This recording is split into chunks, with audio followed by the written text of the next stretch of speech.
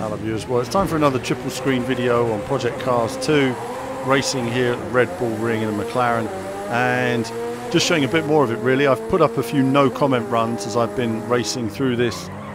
I've got a full preview coming next week. Our preview's been delayed for a couple of weeks, but wanted to share a little bit of this with you.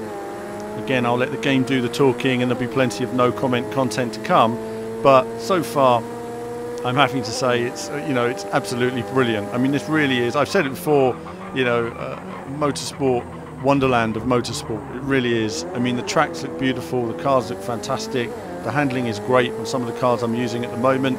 Some of the cars that have been worked on that perhaps had issues a few months ago, and they're constantly working on it and developing it even before it's released. I mean, the amount of work going into this at the moment is astonishing into making it the game we all want it to be. And I still see it as an evolving product as well. I think we're going to see lots of developments here, but just racing in this car, the graphical effects, the feeling through the handling, it was so intuitive that I was just able to race round and fully enjoy it in a way that felt perfectly natural to me. And that's great, I mean, I've raced a few sports cars here and there, but this was a real great feeling in terms of the brakes on the power. It just felt as you would expect it to be, and I think that's why it's so intuitive. That's why you can jump in and drive it, and literally within a couple of laps you know the track and you're able to push the car to a reasonable level.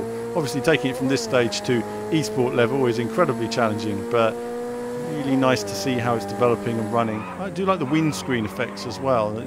This has been something that's been improving over the past few years, and they've really got it down with some of these cars, especially in this triple screen mode. Of course, the game does include triple screen settings, so you can alter the side screens, which is why it looks so good. I've actually improved it since making this video as well. I've made some tweaks to the screen. There was a couple of issues, so tweaked that, and it really is absolutely perfect now when I do triple screen mode. It's like being there, basically. So I'm just going to leave you with a bit of racing here. It gets a bit rowdy. I get a bit rowdy on the final corner, but that's the competitive racer in me. I was getting a bit frustrated because these guys were sort of holding me up. Every time we got to a braking point, they would be sort of covering the apex in some way, or just fast enough to get away in the acceleration zones, but I was much quicker under braking than they were. So I was trying to find a way, desperately trying to find a way round, but couldn't get the acceleration out the corner.